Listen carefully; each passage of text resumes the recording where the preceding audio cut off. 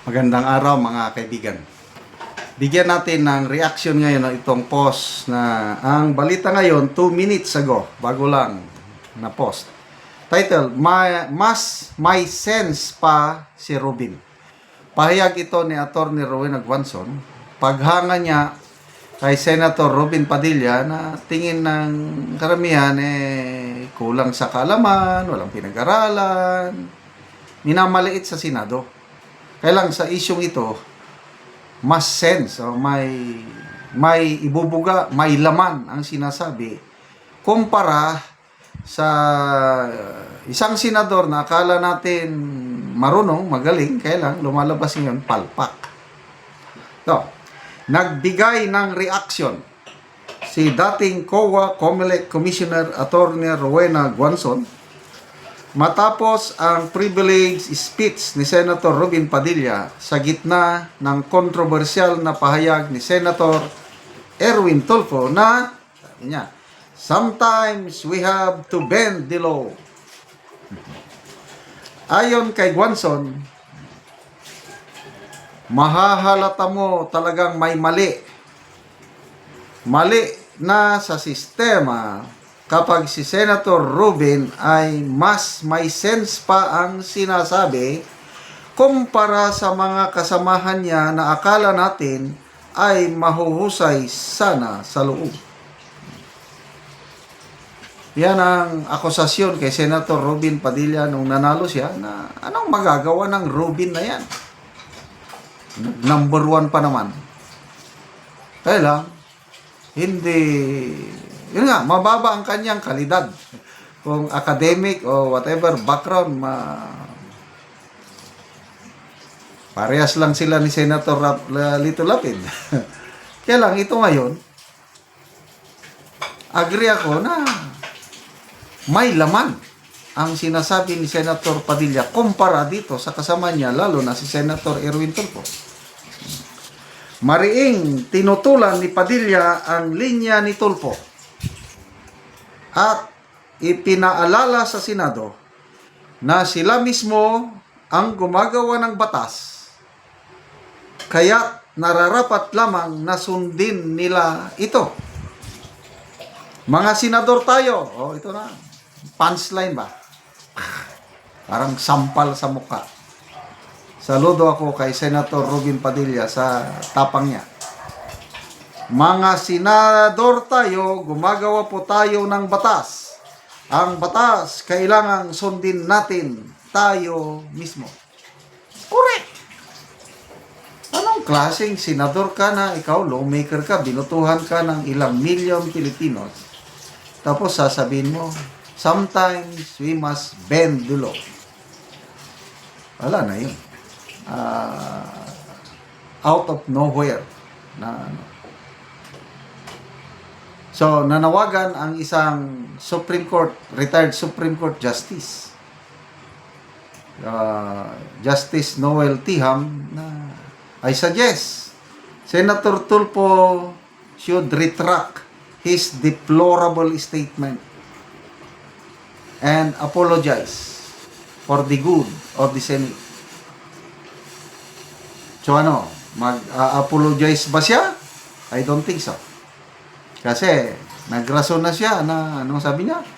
Gusto ko lang namang maibalik yung yung value of goods o yung basta ibalik kasi yung daw ang panawagan sa EDSA.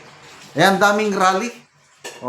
Ilang rally noong September 21? May EDSA, may Luneta, may Camp Aguinaldo, may Liwasang Bonifacio. Ang pinakinggan lang niya, yun lang nasa EDSA, ibalik ang nakaw na yaman. Yes! Ibalik. Why not? Sino bang ayaw? Kaya lang, ibalik sa tamang paaraan. Hindi yung ibalik na baliwalain mo ang batas. Paano ibalik ang nakaw na yaman? Sundin ang proseso. Kasuhan mo sila sa korte. Pag nandyan na, due process, ma-freeze ba yun? Ma-freeze. I-freeze ang mga assets. Not unless kung voluntary na i-surrender nila ang kanilang mga ari-arian. Voluntary, okay. Kaya lang, everyone is considered innocent until proven guilty by a competent court. That is democracy. Ito, nag-ugat ang issue dahil sa Witness Protection Program. Nang iginigiit ni Senator Marcoleta, hindi nakalagay sa batas para sa isang nag-a-apply na sa Witness Protection Program, walang requirement na ibalik mo yung mga nakaw na yaman. Wala yun. Susunod na lang. Ang iginigiit ni Secretary Remulla na yes, wala sa batas. Kailan pwede nating i-amend ang batas? Pwede nating baguhin. Yun na nga. So, parehas ang line of thinking ni Secretary Remulla at itong si Senator Tulfo. Is it right, Mr. Secretary, that we need to bend the law sometimes? Yes, sir. Wow. Ang galing ng Secretary of Justice natin. Bend the law. Ano na lang ang epekto nito sa sangkatawan? Baka sasabihin na, yes, sabi ng senador, paminsan-minsan, we bend the law. Pwede. Magnakaw tayo. Bending the law sometimes kasi gutom ako eh. Pwede ba yun? Yung rason ng pobreng kababayan natin na gutom ako. Wala nga na, pabayaan ko ang sarili ko na mamamatay sa gutom. Kaya nagnakaw ako ng pagkain. Pwede ba yun? Hindi pwede kasi malilit lang na tao kayo.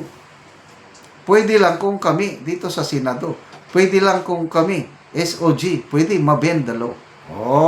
Ang galing. Basa tayo sa mga comments. Galing. Gemma Salcedo, palibhasa walang alam sa batas, pinaiiral ang kabubuhan, nagtapang-tapangan akala niya sa pamamagitan ng kanyang pagsisigaw ay sundin sila. Akala mo kung sinong hari sa Senado. Florescent, lawmaker, lawbreaker. Sinaida Saunar, Robin, salute. Malik Fahad, according to Justice Noel Tiham, that Tulfo violated his oath of office. He can be removed from the Senate through a majority vote o yung impeachment. Okay, salamat mga kaibigan sa inyong pagsubaybay sa ating channel. Nakakatulong kayo ng malaki sa tribong Talandig ng Bukidnon dahil sa sweldo natin sa channel na ito, pagtulong natin sa tribo. Namimigay tayo ngayon ng mga libreng yero at pako para makapagpatayo sila ng mas maayos na tahanan kasi kawawa sila, tumutulo na ang tubig ulan sa mga butas-butas nilang yero, bubong, or plastic. Sako lang ang bubong. Panoorin nyo ang video na ito. Muna ni ang yero nga naa sa balay, so muna ni siya ang ipanghatag sa mga tao nga itabang kadtong nagpangalisod nga mga guba ng ilang balay, ug muna ni sila upat sila ka pamilya ang nagkuha karon og yero.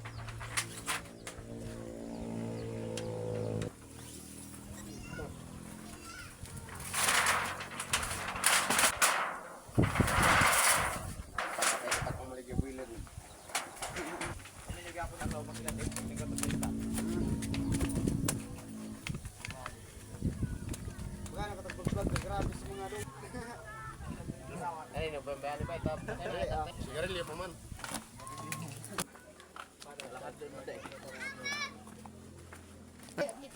So muna ni ang kargahan nila nga motor lang. Bangit daw po pesta.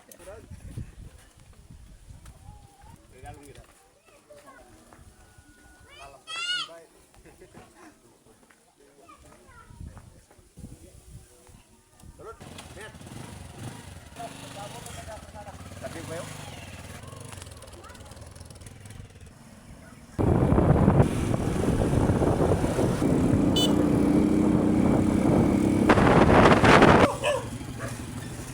Karon abot na gyud ang yero. Motor ba?